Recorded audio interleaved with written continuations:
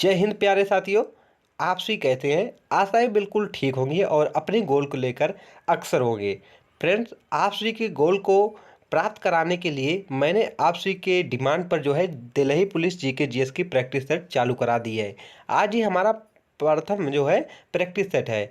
इसमें आप सभी को जो है फ्रेंड्स आपसे के हर सब्जेक्ट से क्वेश्चन मिलने वाले हैं। पॉलिटी हो गया, साइंस का जो क्वेश्चन हो गया वो भी है, इसमें कंप्यूटर का हो गया, ट्रैफिक रूल्स के हो गए, इकोनॉमिक्स के हो गए, जियोग्राफी हो गए, हिस्ट्री हो गए, पॉलिटी हो गए। इन सभी से क्वेश्चन जो बनते हैं वो सभी क्वेश्चन यहाँ पर लिए गए हैं और ऐसे क्वेश्चन लिए गए हैं जो आपसे एग्जाम में रिपीट होते हैं, उन्हीं क्वेश्चनों को लिया गया है। आप सबको बता दें कि यहाँ पर बेसिक टू एडवांस लेवल तक क्वेश्चन कराए जाएंगे और चैप्टर वाइज होंगे। जैसे मैंने पहले पॉलिटी में संविधान सभा के जो क्वेश्चन है वो मैंने पुटअप किया है, और जिसे जियोग्राफी में जो भारत की भौतिक स्थितियाँ वहाँ से क्वेश्चन लिया। इस प्रकार से मतलब चैप्टर वाइज आप सभी को कवर कराए जाएंगे। और आप सभी को इस क्लास की पीडीएफ भी बिल्कुल फ्री मिलने वाली है। क्या फ्रेंड्स, फ्री मिलने वाली कहाँ पर? टेलीग्राम चैनल पर हमारे मिल जाएगी, जिसकी लिंक मैं आप सभी को डिस्क्रिप्शन में प्रोवाइड कर दूंगा। वहाँ से आप टेलीग्राम पर जुड़कर इस क्लास की पीडीएफ भी प्राप्त कर सकते हैं। तो इसलिए फ्रेंड्स, अगर आप चैनल पर नए हैं तो अभी चैनल को सब्सक्राइब कर लें, क्योंकि यह चैनल जो है आप सभी की तैयारी को और ही बेहतर बनाने वाला है। तो चलिए बिना किसी देरी के पढ़ना शुरू करते हैं। देखते हैं पहला क्वेश्चन। पहला क्वेश्चन हमारा क्या है कि संविधान सभा का प्रथम सत्र कब हुआ था? संविधान सभा का प्रथम सत्र कब हुआ था? तो राइट आंसर हमारा क्या है? ऑप्शन हमारा फ्रेंड्स जो है ए बिल्कुल राइट है। कौन सा? ऑप्शन हमारा ए बिल्कुल राइट है। 9 दिसंबर 1946 को जो है संविधान सभा का प्रथम सत्र हुआ था। अगर बात कर लें कि संविधान सभा का जब जो प्रथम सत्र हुआ था, इसमें प्रथम जो है संबोधन करता कौन थे? तो राइट आंसर क्या होगा? जेबी कृपलानी। कौन थे?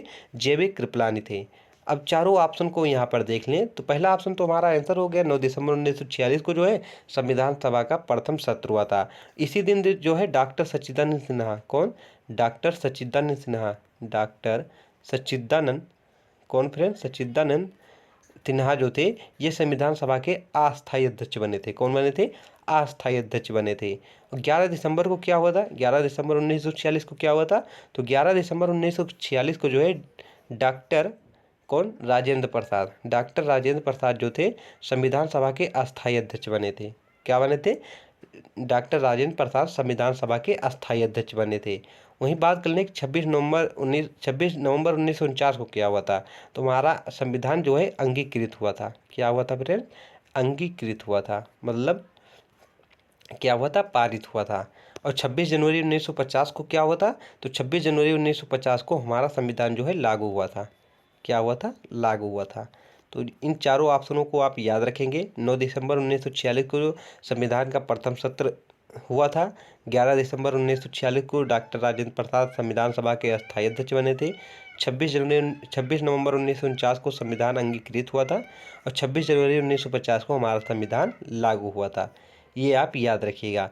और जो 9 दिसंबर 1946 को संविधान का प्रथम सत्र हुआ था, उसमें पहले संबोधन कौन, किसने दिया था? पहला संबोधन तो जेबी कृपलानी ने दिया था। ये सब आप याद रखिएगा। Next question, doctor Bhimrao Ambedkar किस समिति के अध्यक्ष थे? डॉक्टर भीमराव अंबेडकर किस समिति के अध्यक्ष थे? तो राइट आंसर क्या है? प्रारूप समिति के अध्यक्ष थे। जब हमारा भारतीय संविधान बनाने के लिए सभा गई थी, उसमें टोटल कितनी समितियां बनाई गई थी? तो 13 समिति। कितनी बनाई गई थी? 13 समिति बनाई गई थी। ये भी आप याद रखिएगा। उसमें से प्रारूप समिति के अध्यक्ष कौन थे? डॉक्टर भीमराव अंबेडकर थे। ये भी आप याद रखिएगा। संचालन समिति के अध्यक्ष कौन थे? तो कौन थे? डॉक्टर राजेंद्र प्रसाद। कौन थे? डॉक्टर राजेंद्र प्रसाद जो है संचालन समिति के ये क्या थे? अध्यक्ष थे। वहीं बात कर लें प्रांत समिति के कौन थे? तो प्रांत समिति के सरदार वल्लभ भाई पटेल जो है अध्यक्ष थे। संघ समिति के कौन थे? तो पंडित जवाहरलाल नेहरू जी जो है संघ समिति के अध्यक्ष थे। भारतीय संविधान का जनक किसे कहा जाता है? तो डॉक्टर भीमराव अंबेडकर को कहा जाता है। लेकिन अगर आपसे से यह पूछा जाएगा कि भारतीय संविधान का निर्माण किसने किया है? तो संविधान सभा ने किया है। किसने किया है? संविधान सभा ने किया है। ये अभी आप सभी के कुछ यह क्वेश्चन जो है आप सभी के एग्जाम में पूछा जा चुका है। और ऑप्शन में डॉक्टर भीमराव अंबेडकर था, तो काफ़ी स्टूडेंट क्या टिक के? डॉक्टर भीमराव अंबेडकर। लेकिन अगर आपसे यह पूछा जाए कि भारतीय संविधान का निर्माण किसने किया, तो अगर ऑप्शन में संविधान सभा है तो आप संविधान सभा टिक करेंगे। और भारतीय संविधान का जनक किसे कहा जाता है, अगर यह पूछा जाए तो आप भीमराव अंबेडकर टिक करेंगे। चलिए आगे देखते हैं। मौलिक अधिकार के ऊपर, सॉरी दोस्तों ये ऊपर नहीं होगा, उप समिति, क्या था, उप समिति। मौलिक अधिकार के उप समिति के अध्यक्ष कौन थे? मौलिक अधिकार के उप समिति के अध्यक्ष कौन थे? डॉक्टर भीमराव अंबेडकर, पंडित जवाहरलाल नेहरू, वल्लभ भाई पटेल या जे.बी. कृपलानी। तो राइट आंसर क्या है? ऑप्शन हमारा डी बिल्कुल राइट है, जे.बी. कृपलानी थे। कौन थे? जे.बी. कृपलानी थे। संघ समिति के अध्यक्ष कौन थे? तो हमारे आप सभी को पता ही होगा कौन थे, पंडित जवाहरलाल नेहरू।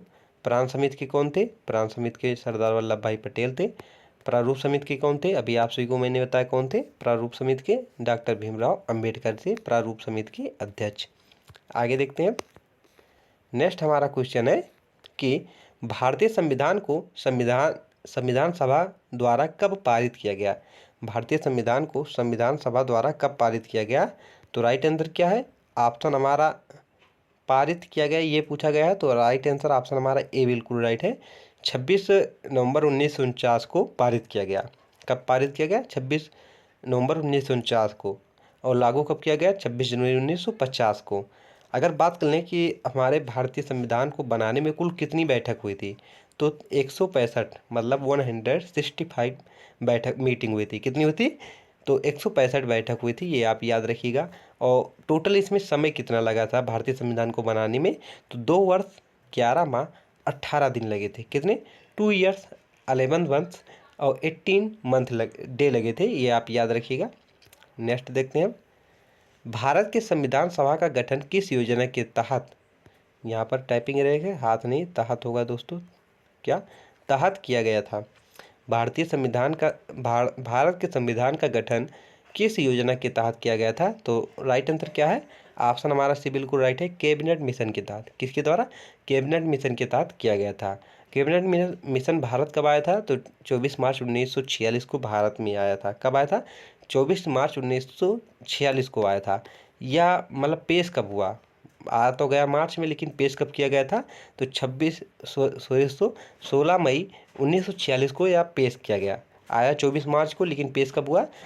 16 मई को। अब आप सभी को बता दें कि यह क्वेश्चन आप सभी के RPF-SI के क्वेश्चन में पूछा जा चुका है कि क्रिप जो कैबिनेट मिशन था वो भारत में कब पेश किया गया। ऑप्शन में दोनों थे, लेकिन आप टिक क्या करेंगे? अब 16 मई 1946 को पेश किया गया। अब बात कर लें जो कैबिनेट मिशन था इसके अध्यक्ष कौन थे? तो राइट आंसर क्या होगा? माउंटबेटन। कौन थे? माउंटबेटन इसके अध्यक्ष थे। उपाध्यक्ष कौन थे? पंडित जवाहरलाल नेहरू जी थे। इसमें टोटल सदस्य कितने थे? तो 13 सदस्य थे। कितने थे? 13 सदस्य। ये सब ऐसे क्वेश्चन है फ्रेंड जो आपसे के एग्जाम में पूछे जाते हैं, इसलिए आपसे वीडियो को ध्यानपूर्वक देखिएगा। अगर वीडियो पसंद आ रहा है तो चैनल को सब्सक्राइब और वीडियो को लाइक करना ना भूलिएगा। चलिए आगे देखते हैं। अब कंप्यूटर के क्वेश्चन कुछ आ गए हैं, इन्हें भी आप देख लें। आधुनिक कंप्यूटर का जनक किसे कहा जाता है? आधुनिक कंप्यूटर का जनक किसे कहा जाता है? तो राइट आंसर क्या है? ऑप्शन हमारा बी बिल्कुल राइट है, एलन ट्यूरिंग। यहाँ पर ड्यूरिंग हो गया, यहाँ पर ट्यूरिंग होगा। क्या होगा? ट्यूरिंग। एलन ट्यूरिंग जो है आधुनिक कंप्यूटर का जनक इन्हें कहा जाता है। काफ़ी स्टूडेंट टिक क्या करेंगे? चार्ल्स बेबेज, लेकिन चार्ल्स बेबेज नहीं है। अगर आधुनिक कंप्यूटर पूछा जाएगा तो एलन ट्यूरिंग आप टिक करेंगे। अगर पूछा जाएगा कंप्यूटर का जनक किसे कहा जाता है तो आप टिक करेंगे क्या? Charles Babbage. लेकिन यहाँ पर राइट आंसर हमारा ऑप्शन बी होगा। कंप्यूटर का जनक किसे कहा जाता है? चार्ल्स बेबेज का। लेकिन आधुनिक कंप्यूटर का जनक किसे कहा जाता है? एलन ट्यूरिंग को कहा जाता है। मदर ऑफ कंप्यूटर किसे कहा जाता है? मदर ऑफ कंप्यूटर एडा लवलेस को कहा जाता है। किसे? एडा लवलेस को कहा जाता है। यह प्रथम महिला थी जिन्होंने कंप्यूटर पर जो है डिजाइन का कार्य किया था, ये भी आप याद रखिएगा। न्यूटन किस लिए प्रसिद्ध है? गुरुत्वाकर्षण न्यूटन ने जो है सार्वत्रिक नियम दिया है, इसलिए प्रसिद्ध है, ये आप सभी को पता ही होगा। तो फ्रेंड्स यहाँ पर कन्फ्यूज आप मत होइएगा।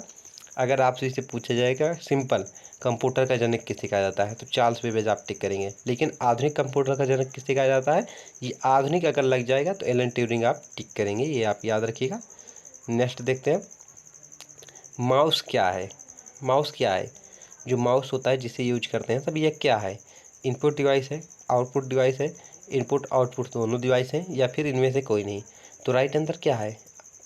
माउस जो है इनपुट डिवाइस है। या क्या इनपुट कंप्यूटर को देता है, तो क्या है? इनपुट डिवाइस है।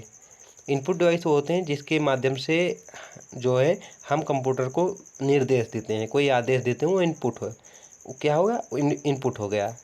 इनपुट डिवाइस की बात करें क्या है, तो जिस डिवाइस से हम कंप्यूटर को निर्देश देते हैं, आदेश देते हैं, वो इनपुट डिवाइस है। आउटपुट क्या है, तो कंप्यूटर जो बदले में हमें परिणाम देता है वो क्या है, आउटपुट है। ये आप याद रखिएगा। नेक्स्ट क्वेश्चन देखते हैं, कंट्रोल भी का प्रयोग किस लिए करते हैं। कंट्रोल भी का प्रयोग किस लिए करते हैं, कॉपी के लिए, पेस्ट के लिए, कट के लिए, सेव के लिए। तो राइट आंसर क्या है, पेस्ट के लिए। कंट्रोल भी का प्रयोग किसके लिए करते हैं, पेस्ट के लिए। Copy, control C, control C से कॉपी का काम करते हैं। कंट्रोल जो कट का शॉर्टकट किया क्या है, कंट्रोल एक्स, क्या है, कंट्रोल एक्स से हम कट करते हैं। और सेव, कंट्रोल एस, किससे फ्रेंड, कंट्रोल एस से जो है हम सेव करते हैं। ये सब आप याद रखिएगा। पेस्ट कंट्रोल भी हो गया, कॉपी कंट्रोल सी हो गया, कट जो है कंट्रोल एक्स हो गया, सेव क्या हो गया, कंट्रोल एस हो गया। नेक्स्ट, होम टैब ओपन करने की शॉर्टकट की क्या है। होम टैब ओपन करने की शॉर्टकट की क्या है, तो राइट आंसर क्या है, आल्ट एच। आल्ट एच से हम होम टैब को ओपन करते हैं। आल्ट एफ से क्या करते हैं, फाइल टैब को ओपन करते हैं। आल्ट एन से इंसर्ट टैब को ओपन करते हैं।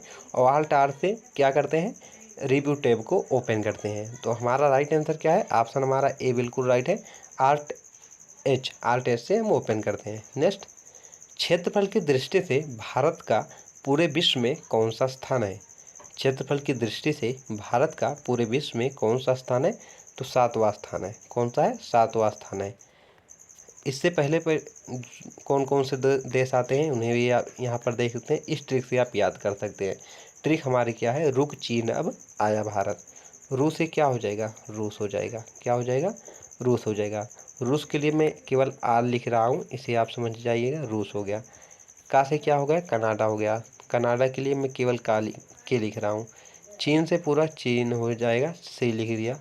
आ से क्या हो जाएगा, आ से हो जाएगा अमेरिका, अमेरिका ए लिख दिया मैंने, बस ए से आप समझ जाइएगा। बा से ब्राज़ील, बी लिख दिया मैंने। आया से ऑस्ट्रेलिया, क्या, ऑस्ट्रेलिया।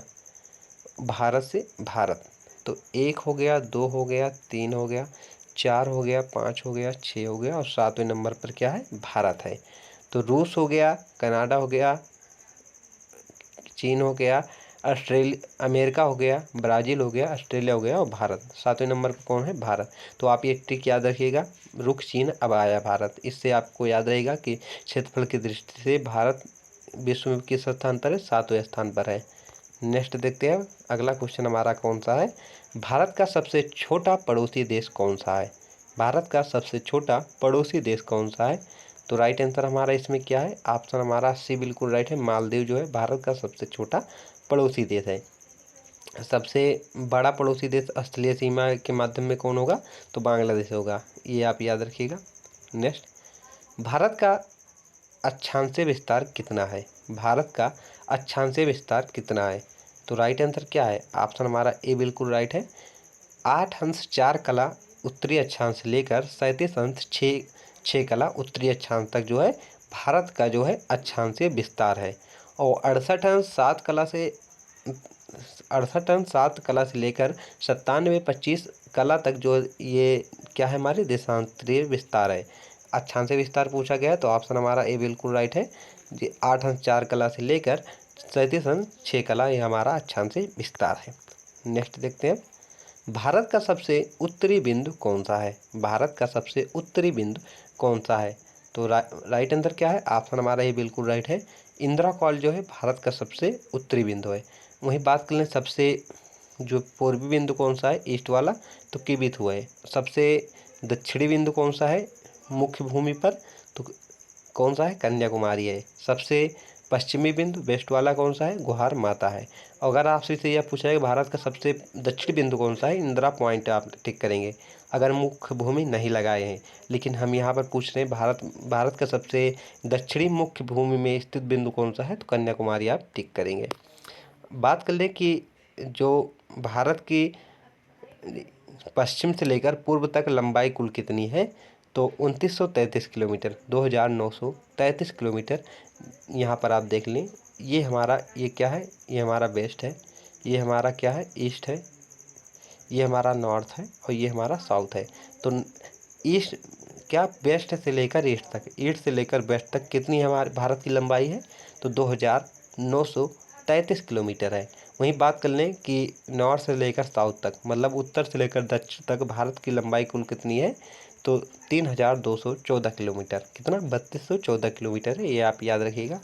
नेक्स्ट, भारत की कुल स्थलीय सीमा कितनी है? भारत की कुल स्थलीय सीमा कितनी है? तो राइट आंसर क्या है? हमारा ऑप्शन ए बिल्कुल राइट है। 15,200 मतलब कितना हो गया? 15,200 किलोमीटर जो है भारत की स्थलीय सीमा है। कहीं कहीं पर आप सभी को दिखाई देगा 15,200 कितना? 15,216 किलोमीटर, ये भी आप सभी को दिखाई दे सकता है। तो ये भी आप सही टिक कर सकते हैं, लेकिन ऑप्शन में आप सभी को ज़्यादा ये दिखाई देगा 15,200 किलोमीटर है, ये आप याद रखिएगा। अगर बात करें भारत के साथ सबसे अधिक स्थलीय सीमा साझा करने वाला देश कौन सा है, वो कौन से? तो आप क्या बताएंगे? बांग्लादेश। क्या बताएंगे? बांग्लादेश। ये फ्रेंड्स मैंने बताया कि सबसे अधिक सीमा किस देश का लगता है, उसके लिए एक ट्रिक है, इसे आप याद रखिएगा। क्या है? बचपन में, क्या? बचपन में भूत। क्या याद करेंगे फ्रेंड्स? बचपन में भूत। ये ट्रिक अगर आप याद कर लेंगे तो स्थलीय सीमा से एक भी क्वेश्चन आपसे का गलत नहीं होने वाला है। क्या है? बचपन में भूत। मैंने तोड़ दिया है, बाल अलग लिख दिया, चाल अलग लिख दिया, पालक, इस प्रकार से बाद से क्या हो जाएगा? बांग्लादेश। 4,000 कितना सीमा लगती है? तो 4,096 किलोमीटर। कितनी? 4,096 किलोमीटर भारत की बांग्लादेश के साथ सीमा लगती है, ये आप याद रखिएगा। दूसरे स्थान पर चीन है, तीसरे स्थान पर पाकिस्तान, चौथे स्थान पर नेपाल, छठे स्थान पर जो है कौन है? म्यांमार है, फिर भूटान है, फिर अफगानिस्तान है। सबसे कम स्थलीय सीमा किस देश के साथ लगती है? अफगानिस्तान के साथ, 105 किलोमीटर की सीमा कुल लगती है। और सबसे अधिक जो है बांग्लादेश के साथ 4,096 किलोमीटर सीमा लगती है, ये आप याद रखिएगा। तो फ्रेंड्स आज के लिए बस इतना ही रखते हैं। इसके आगे का वीडियो जो है हम नेक्स्ट पार्ट में नेक्स्ट प्रैक्टिस सेट में करेंगे। आज पहला प्रैक्टिस सेट है, इसलिए मैं कम ही क्वेश्चन आपसे को करा रहा हूँ। आपसे को वीडियो किस प्रकार लगा है कमेंट बॉक्स में ज़रूर बताइएगा। अगर वीडियो पसंद आ रहा है तो चैनल को सब्सक्राइब करें, वीडियो को लाइक करें और अपने फ्रेंड के पास शेयर करें, ताकि आपका अपना चैनल और आगे ग्रो कर सके। Thank for watching this video.